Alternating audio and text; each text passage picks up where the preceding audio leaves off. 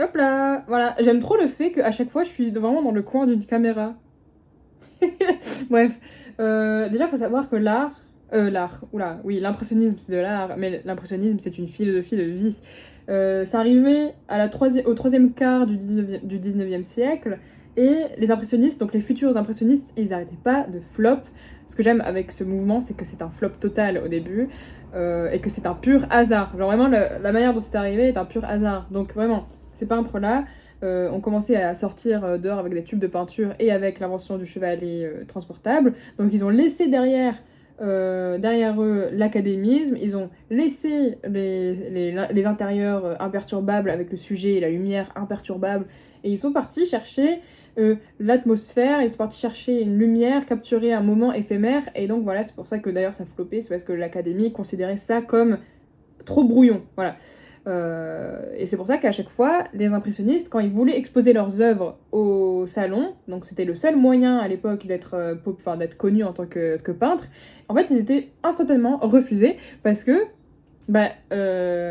c'était considéré comme moche. Genre littéralement, ils voyaient les magnifiques peintures de Pissarro, ils se disaient dégueulasses. Bref, coup de mimi, hein. Moi j'adore personnellement. Je ne suis pas une femme du 19e siècle, j'adore.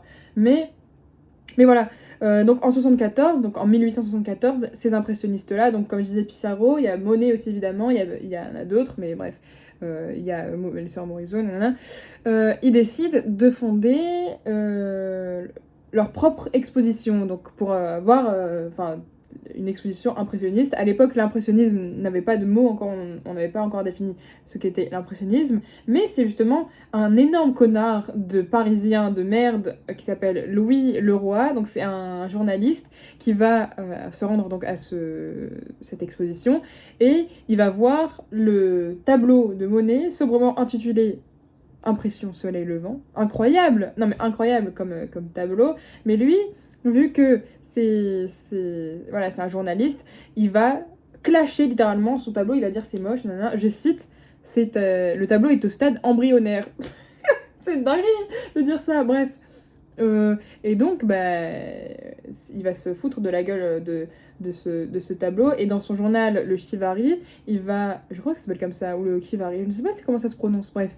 Euh, il va poster il va poster son article de merde, et il va appeler cette exposition l'exposition des impressionnistes. Impressionniste étant péjoratif, alors que en réalité le mot impressionniste là, le mec qui va dire, enfin lui, le journaliste de merde, va donner le nom à ce mouvement, et donc ça va l'ancrer dans l'histoire littéralement. Donc c'est ça que j'adore, la petite histoire de l'impressionnisme, et je trouve que ça définit tellement bien le le mouvement, parce que le mouvement n'est qu'un hasard en fait.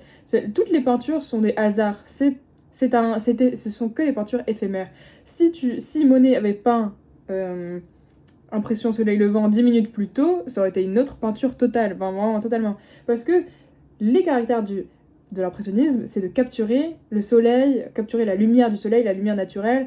Et donc, le soleil change de position chaque milliseconde, n'est plus la même que celle d'avant. Chaque humeur, la température change. En fait, justement, cette impression, en fait, c'est une impression d'un moment, d'un instant.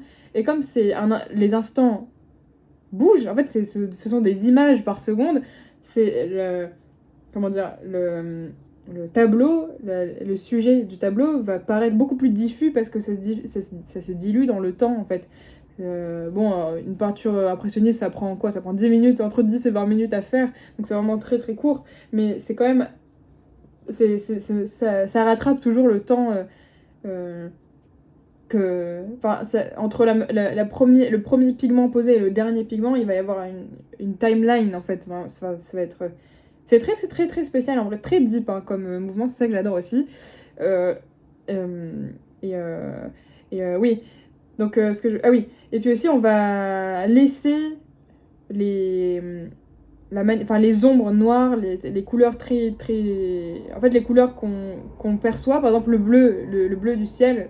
Qu'on perçoit ici depuis la Terre, le ciel est bleu, les nuages ont l'air plutôt blancs, les ombres sont plutôt noires. En fait, on va délaisser plutôt ce qu'on voit, et on va peindre comment est-ce que ces couleurs sont réverbérées. Parce que le ciel, pendant le coucher de soleil, pendant 10 secondes, il peut être rouge avec des nuages jaunes en fait, et pourquoi pas le peindre directement sur une peinture, et ça rend ce tableau vraiment onirique, c'est vraiment super beau. Moi j'adore l'impressionnisme aussi pour le visuel, hein, comme beaucoup de monde, c'est vraiment, c'est très coloré, c'est très c'est réverbérant de couleurs en fait, c'est vraiment super beau, et voilà, et aussi, moi ce que j'adore avec l'impressionnisme, c'est que vu que c'est diffus, nous, en tant que personnes qui voyons ce tableau, on va combler les trous avec notre interprétation de ce qui se passe.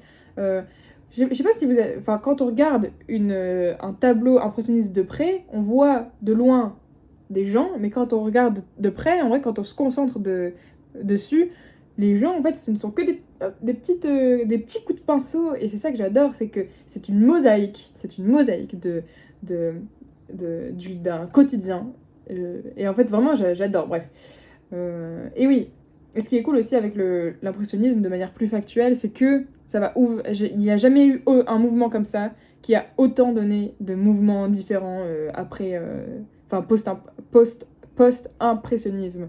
Il va y avoir le fauvisme, il va y avoir le pointisme, il va y avoir le cubisme, il va y avoir le symbolisme, enfin il va y avoir plein de mouvements comme ça.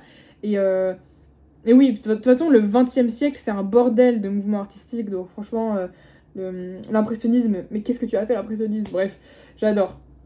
Ça a vraiment, j'ai l'impression que ça a légitimé les artistes à avoir leur propre style, et je trouve que c'est hyper important. C'est une vraie arme contre l'aliénation, en vrai, d'avoir sa propre agentivité. Enfin bref, c'est hyper cool. L'impressionnisme trop basé, bref, trop basé. Et oui aussi, moi, ce que j'aime bien, parce qu'il y a un énorme pan de l'impressionnisme qui est basé sur la vie à Paris, parce que c'est un mouvement qui est né à Paris. Donc on va représenter des scènes de la vie quotidienne à Paris, donc dans des cafés, une rue, voilà. Et ça va être souvent très coloré, même si la rue, enfin la ville, parfois on la perçoit comme quelque chose qui est froid, très clinique, très... Voilà, qui n'est pas censé être beau. En fait, c'est la droite entre A et B, ce n'est pas un endroit de beauté. Mais l'impressionnisme va réinventer le beau, et c'est vrai on va apprendre à revoir notre quotidien dans l'urbanisme. Ça va un peu révolutionner ce regard-là. Moi, maintenant, quand il pleut, enfin maintenant, ça fait longtemps que j'aime bien l'impressionnisme, mais c'est vrai que quand il pleut, souvent, bon, on peut penser, surtout quand on habite dans le nord, on peut penser, bon, c'est bon là, le soleil, il revient quand? Mais moi, la pluie, je perçois vraiment ça comme un moment très beau. La pluie va venir mouiller va venir rendre humide le sol, va humidifier les murs. Et en fait, le sol n'est plus cette plaque rigide et froide sur laquelle on marche. Ça va vraiment venir refléter les lumières ambiantes, les lampadaires, les lumières de la ville. Ça va vraiment refléter, ça va faire comme un miroir, en fait. Ça va vraiment... La lumière va insuffler la vie à ce sol de béton. Pareil pour les murs, et je trouve ça hyper hyper beau. Voilà. Franchement, l'impressionnisme, c'est vraiment un mouvement de pensée, hein, qui va vraiment révolutionner la perception qu'on a du beau. En fait, c'est super cool c'est tellement révolutionnaire que ça résonne jusqu'à aujourd'hui. Souvent les gens sont attirés par l'impressionnisme parce que justement c'est beau, et en plus ça représente les gens. C'est vrai que des portraits de gens, de personnes importantes, riches, voilà, peintes sous leur meilleur jour, bon, c'est beau sur le plan technique, c'est aussi impressionnant, mais c'est vrai qu'on va avoir du mal à s'identifier à voilà, une telle scène, alors que quand on voit je sais pas, des meufs qui cueillent des fleurs dans un jardin vibrant de couleurs, bah, ça va nous attirer, et puis on se dit waouh, mais ces femmes sont banales, ça pourrait être moi, ça pourrait être nous, enfin bref, je trouve ça trop beau. L'impressionnisme, c'est vraiment une philosophie de vie. Je suis fan. Là tout de suite je vais aller goût sur Monet, je pense. Bon, allez, salut.